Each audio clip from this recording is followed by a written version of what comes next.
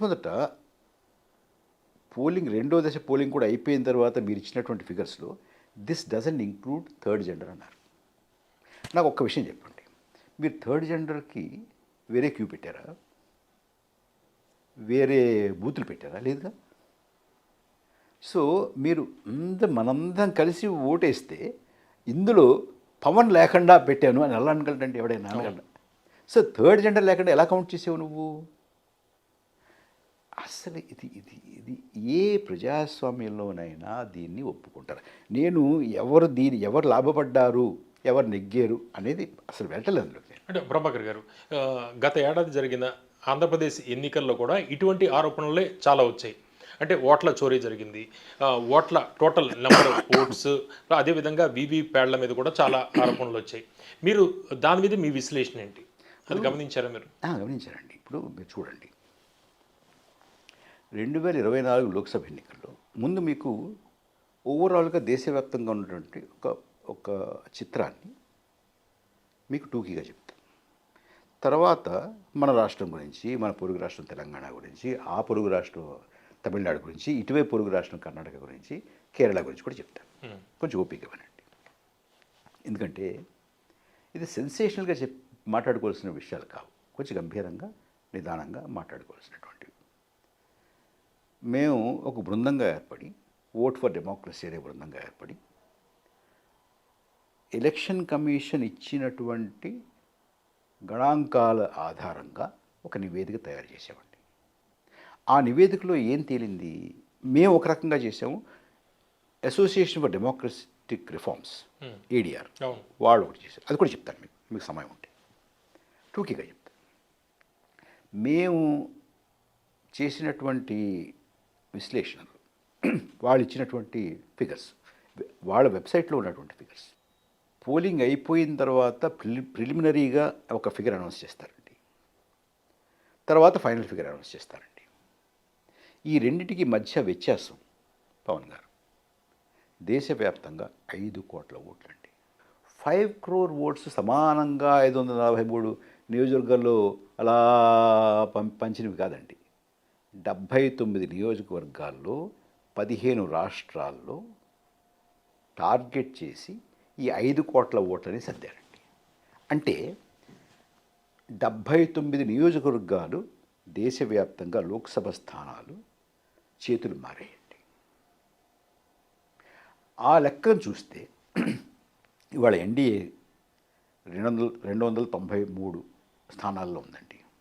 ఆ 79 తీస్తే 214 ఉండాలండి.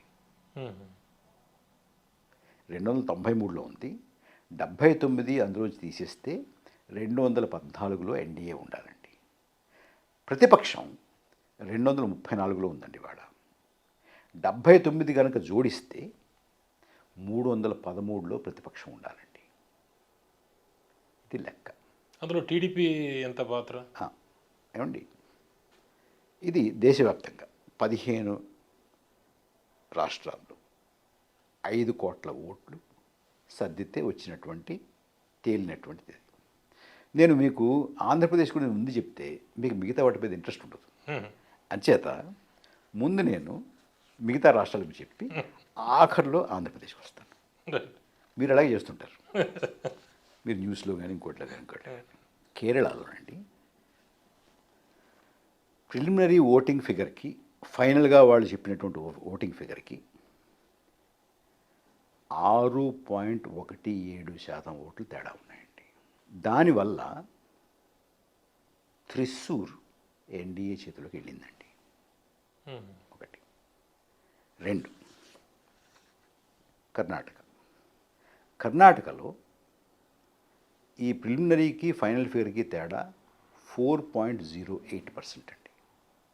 దీనివల్ల 22.33 లక్షల ఓట్లు అదనంగా లెక్కించారండి.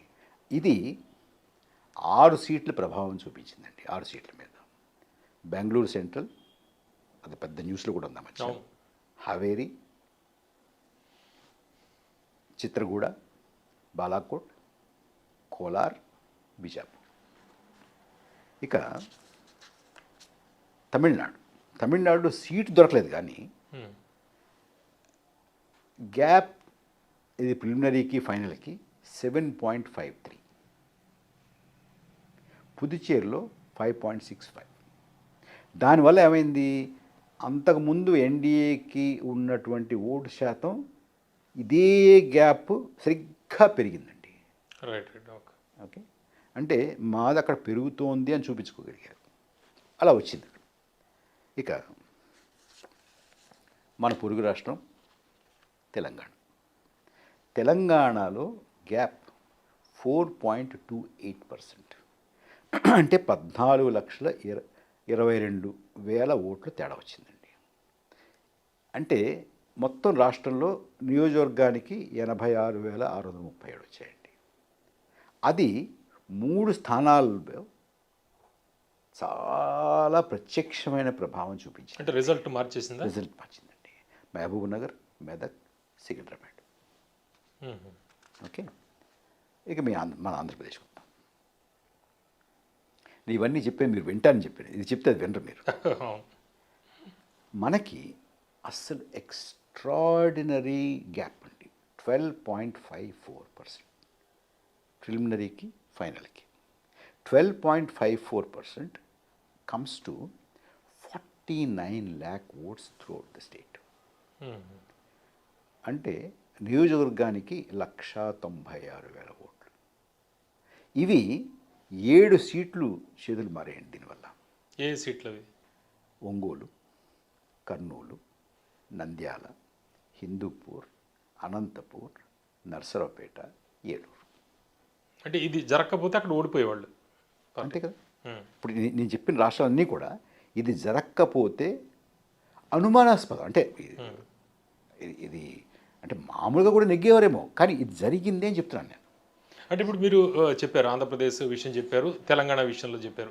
తెలంగాణలో అసెంబ్లీ లోక్సభ రెండు వేరువేరుగా జరిగాయి. ఏపీ విషయంలో అసెంబ్లీ లోక్సభ పార్లమెంటు ఒకటేసారి జరిగింది. అంటే అసెంబ్లీలో దీని ప్రభావం ఎంతవరకు ఉందంటారు? నేను దానికి అసెంబ్లీకి డ్రిల్ డౌన్ చేసి చూడలేదండి. లోక్సభ మొత్తం మా గ్రూప్ అంతా ఇది ఆల్ ఇండియా గ్రూప్ కాబట్టి అసెంబ్లీ గురించి పెద్దగా మేము లోతుకి వెళ్ళలేదు.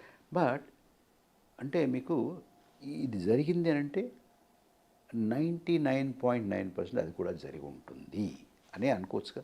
ఇది కేవలం ఇదే చేసేది చీకటి ఎందుకుంటారు, అదే ఉంటుంది. ఎన్డీఏ కలిసి వెళ్ళింది కాబట్టి ఓకే.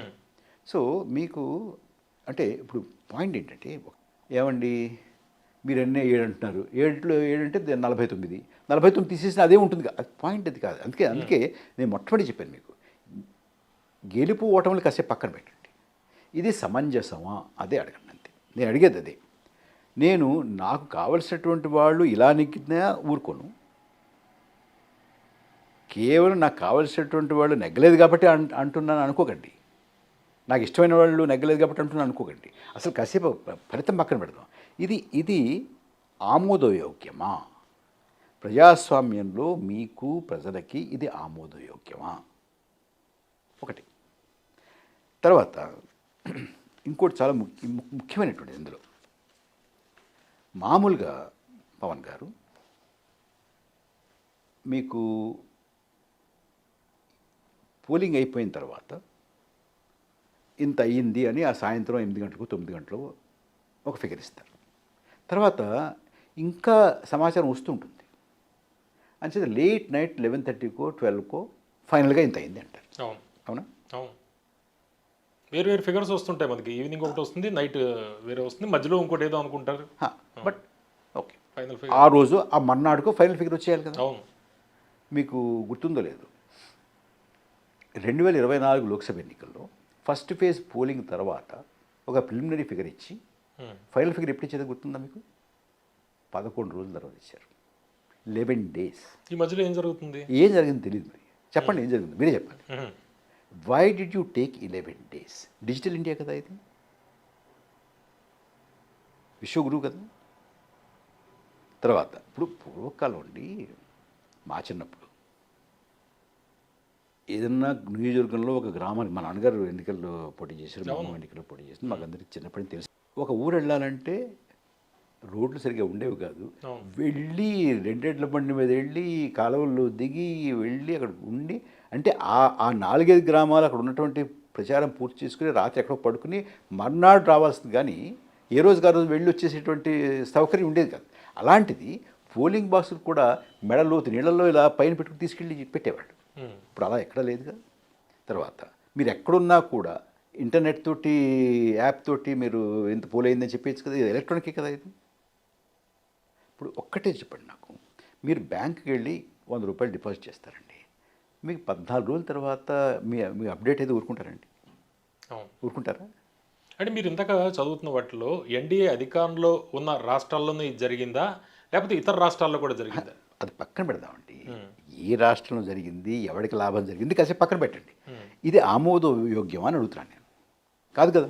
ఎవరు సమర్థించరు కదా. అంతే అంతే అన్ని అడిగేది అదే, అంతవరకే. అసలు దానికన్నా ముందు వెళ్ళాల్సిన అవసరం లేదు మనకి.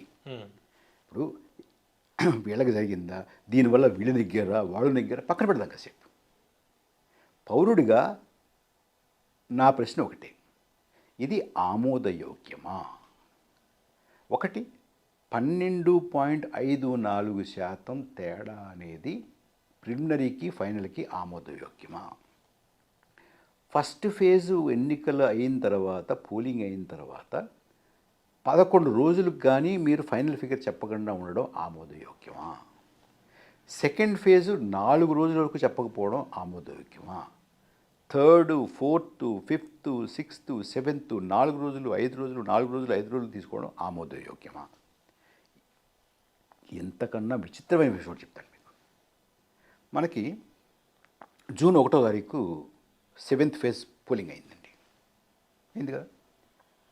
4వ తారీఖు కౌంటింగ్ అండి, ఫలితాలు డిక్లేర్ చేశారండి, విన్నర్స్ డిక్లేర్ చేశారండి. 7వ ఫేజ్లో ఎన్ని ఓట్లు పడ్డాయి అని ఇప్పుడు చెప్పారు తెలుసా అండి? 6వ తారీఖు చెప్పారండి. 1వ తారీఖు పోలింగా, 4వ తారీఖు లెక్కింప, ఎన్ని ఓట్లు పడ్డాయో 6వ తారీఖు చెప్తావా? ఇదేమి న్యాయం అండి? అంటే వీళ్ళు నెగ్గారు అని చెప్పి ఇన్ని ఓట్లు పడ్డాయని 2 రోజుల తర్వాత చెప్తారండి? ఒప్పుకుంటారు? అది ఆమోదయోగ్యం? మరి చేశారుగా. ఈ వీవీప్యాడ్లు డిస్ట్రాయ్ ఇదేంటి గొడవ లాస్ట్ ఎలక్షన్స్లో? అది ఎందుకు వచ్చిందంటే దాని గురించి మీకు చెప్పాలండి. ఇది ఇలా అయింది కదా, ఓకే. అయితే ఇందులోనే ఇంకొక 2 విషయాలు చెప్పి దాంట్లో పెడతాను. అంటే చాలామంది ఏమంటారంటే, మరి అక్కడక్కడి నుంచి సమాచారం రావాలి కదా, టైం పడుతుంది కదా, 11 రోజులు పడుతుంది, 4 రోజులు పడుతుంది, 5 రోజులు పడుతుంది అంటారు. అలాగే ప్రిలిమినరీకి ఫైనల్కి తేడా ఉంటుంది. ఎందుకంటే ప్రిలిమినరీ ఎప్పుడు వస్తుంది? పోలింగ్ సమయం అయిపోయిన తర్వాత వస్తుంది. అయిపోయిన తర్వాత కూడా ఆ ప్రాంగణంలో ఉన్నటువంటి వాళ్ళందరూ కూడా ఓట్లు వేయాలి కదా. అది రాత్రి 8 అవ్వచ్చు, 9 అవ్వచ్చు, 10 అవ్వచ్చు, 11 అవ్వచ్చు కదా. కరెక్టే. భారతదేశ చరిత్రలో అంటే టెక్నాలజీ లేనప్పుడు, రోడ్లు లేనప్పుడు, రెండెడ్ల బండ్ల మీద పోలింగ్ బాక్సులు తీసుకెళ్తున్నప్పుడు, టెలిఫోన్ సౌకర్యాలు సరిగ్గా లేనప్పుడు, ట్రంకాలు బుక్ చేసి గట్టిగా అరిస్తే ఫోన్ లేకుండానే వినపడేటట్టు అంత అరవాల్సి వచ్చినటువంటి అలా ఉన్నప్పుడు కూడా ప్రిలిమినరీకి ఫైనల్ ఫిగర్కి ఎప్పుడూ కూడా 0.5% అంటే 0.5% మించి ఎప్పుడు తేడా రాలేదండి. మహారాష్ట్ర తర్వాత మహారాష్ట్ర ఎన్నికలు జరిగాయండి. మహారాష్ట్ర ఎన్నికల్లో ఫలితాలు లోక్సభలో ఎన్నికల ఫలితాల కన్నా చాలా భిన్నంగా వచ్చాయి. అవును కదా. దానికి ఒకసారి ఏం జరిగిందో ఒకసారి చూస్తే కొంత అర్థమవుతుంది మీకు. నవంబర్ 20వ తారీఖు మహారాష్ట్రలో పోలింగ్ జరిగిందండి, ఒక ఫేజ్. అందులో ప్రిలిమినరీకి ఫైనల్కి తేడా వచ్చింది, సేమ్ ఇలాగే. ఎంత తేడా వచ్చింది? 65,97,000 అంటే 66 లక్షలు వచ్చింది తేడా. అంటే 6.80% వచ్చింది. సెకండ్ ఫేజ్లో 1.03% తేడా వచ్చింది, ఫస్ట్ ఫేజ్కి సెకండ్ ఫేజ్కి. ఇది ఎక్కువే, నేను చెప్పాను కదా, 0.5% ఉండేది మామూలుగా యావరేజ్. దీనివల్ల ఏమైంది? 6,30,000 ఓటు పెరిగింది. అంటే ఆ ముందుది ఇది కలుపుకుంటే 71 లక్షల చిల్లర రెండు. ఇంతతో ఆగలేదు. 10-11 గంటలు, ఇది కౌంటింగ్కి 10-11 గంటలకు ముందు కొత్త ఫిగర్ అనౌన్స్ చేశారు. ఓకే. అందులో ఇంకో 10 లక్షల ఓట్లు అదనంగా ప్రకటించారు. అంటే వెరస్ మీకు ఇవన్నీ కలుపుకుంటే 75,97,000 ఓట్లు చిల్లర, అంటే 76 లక్షల ఓట్లు అదనంగా ప్రిలిమినరీకి ఫైనల్కి తేడా వచ్చింది. జార్ఖండ్ కూడా. Then most interesting Haryana.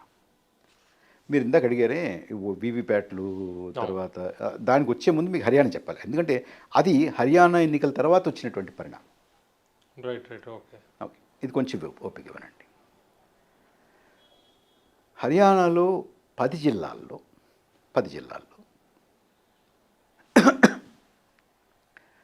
ఈ చెప్పినటువంటి హైక్ ఉందే, ఇది ప్రిలిమినరీకి ఫైనల్కి, అది సుమారుగా 10% ఉన్న చోట్ల ఆ 10 జిల్లాల్లో 44 స్థానాలు ఉంటే 37 స్థానాలు ఎన్డీఏ గెలుచుకుందండి. మిగతా 10 జిల్లాల్లో చాలా తక్కువ ఓటు శాతం తేడా వస్తే 46 సీట్లకి 11 సీట్లు మాత్రమే గెలుచుకుందండి. ఏమర్థమవుతుంది దీనివల్ల?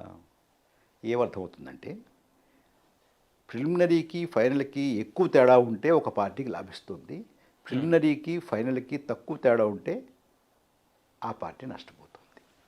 ఇదే మాట 2024 లోక్సభ ఎన్నికల్లో యూపీలో పోలింగ్ సరళి చూసినా ఇలాగే ఉంటుంది. ఇప్పుడు మీరు అడిగిన ప్రశ్నకి దీనికి సంబంధం ఉంది. నాలాంటి వాడు ఎవడో కోర్టుకి వెళ్ళాడు, పంజాబ్ హర్యానా కోర్టుకి వెళ్ళి, ఏమండి ఇంత తేడా ఉంది, మీరు పోలింగ్ అఫీషియల్ టైం పూర్తయిన తర్వాత కూడా ఓటు వేయచ్చు అక్కడ ఉన్న వాళ్ళంతా కూడా, అది దానివల్ల ఈ హైక్ ఉందేమో, తేడా ఉందేమో అని అంటున్నారు కదా. సరేనండి, కానీ మీకు కాండక్ట్ ఆఫ్ ఎలక్షన్ రూల్స్లో ఏం చెప్తారంటే, ఒకవేళ 5 గంటలకు అయిపోతే 5 గంటలకి, 6 గంటలకు అయిపోతే 6 గంటలకి, కొన్ని చోట్ల అది 6 గంటలకు ఎక్స్టెండ్ చేస్తారు కదా. క్యూ ఎక్కువ ఉంటే కొద్దిగా పెంచుతారు, లోపల ఉండి కాదు. అఫీషియల్ టైం అయిన తర్వాత ఇంకా క్యూలో మిగిలిపోతే వాళ్ళు రాత్రి ఎంత లేట్ అయినా కూడా వాళ్ళందరూ ఓటు హక్కు వినియోగించేటటువంటి అవకాశం ఇవ్వాలి, ప్రొవైడెడ్. దానికి కండిషన్స్ ఉన్నాయి. ఏమిటి? ఒక పోలీస్ ఆఫీసర్ కానీ పోలింగ్ ఆఫీసర్ కానీ వచ్చి గేట్ ముయ్యాలి, మళ్ళీ కొత్త వాళ్ళు రాకండి. గేటు దగ్గర ఆఖరణ ఉన్నటువంటి వాళ్ళకి నంబర్ 1 స్లిప్ ఇవ్వాలి. ఓకే.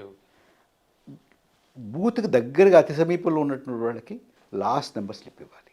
అంటే 1 రాగానే అయిపోయిందని లెక్క అనమాట. అక్కడ మళ్ళీ ఇంకోళ్ళు అక్కడ వచ్చారకంట ఓటేస్తారు.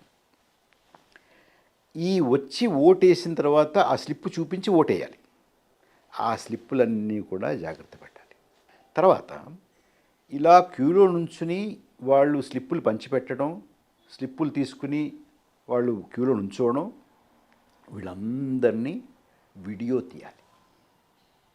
వీడియో ఎలా తీయాలి? వాళ్ళ ముఖాలు గుర్తించేలాగా వీడియో ఉండాలి. పోలింగ్ అయిపోయిన తర్వాత ఆ వీడియో కూడా భద్రపరచాలి. తర్వాత పోలింగ్ ఆఫీసర్, ప్రిసైడింగ్ ఆఫీసర్, అక్కడ ఆ బూత్ ప్రిసైడింగ్ ఆఫీసర్ అధికారికంగా సమయం అయిపోయిన తర్వాత కూడా మా బూత్లో ఇంతమంది వెయిట్ చేస్తున్నారు కాబట్టి వాళ్ళకు కూడా మేము ఓటు వేసే అవకాశం ఇచ్చాము ఇంతమంది అని ఆయన పోలింగ్ ఆఫీసర్ డైరీ ఉంటుంది, ఆ డైరీలో రాయాలి. సో డైరీలో ఉండాలి, స్లిప్పులు ఉండాలి, ఆయన ఎంత నెంబర్ రాశాడో అన్ని నెంబర్ స్లిప్పులు ఉండాలి, వీడియో ఉండాలి, 3 ఉండాలిగా. ఆ 3టిని భద్రపరచాలి కదా. మాలాంటి వాళ్ళు అడిగారు, అవునయ్యా మరి ఇక్కడ ఈ 10 నియోజకవర్గాల్లో 10 జిల్లాల్లో ఎంత పెరిగిందంటున్నారు, ఈ జిల్లాలో తక్కువ పెరిగిందంటున్నారు కదా, అది ఏ బూతుల్లో వేచి ఉన్నారు, ఆ బూతుల్లో స్లిప్లు ఎంతమంది దగ్గర నుంచి కలెక్ట్ చేశారు, ఆ బూతులు ప్రిసైడింగ్ ఆఫీసర్ డైరీలో ఏం రాశారు, ఆ వీడియోలు ఏమిటి అని అడిగామండి. కోర్టుకి వెళ్ళాం, పంజాబ్ హర్యానా హైకోర్టుకి వెళ్ళాం. పంజాబ్ హర్యానా హైకోర్టు ఎలక్షన్ కమిషన్ని మొత్తం ఈ మెటీరియల్, వీడియోలు, స్లిప్పులు, డైరీ వారికి చూపించండి అని ఆదేశిస్తే చూపిస్తారేమో అని బయలుదేరబోతుంటే 2 రోజుల్లో ఆఘమేఘాల మీద భారత ప్రభుత్వం ఒక ప్రత్యేక గెజిట్ నోటిఫికేషన్ జారీ చేసిందండి. ఏమని? ఇవేమీ ఇవ్వడానికి వీలు లేదు అని. 24 డిసెంబర్ 2024 తారీఖు గెజిట్ నోటిఫికేషన్. వై? ఎందుకు?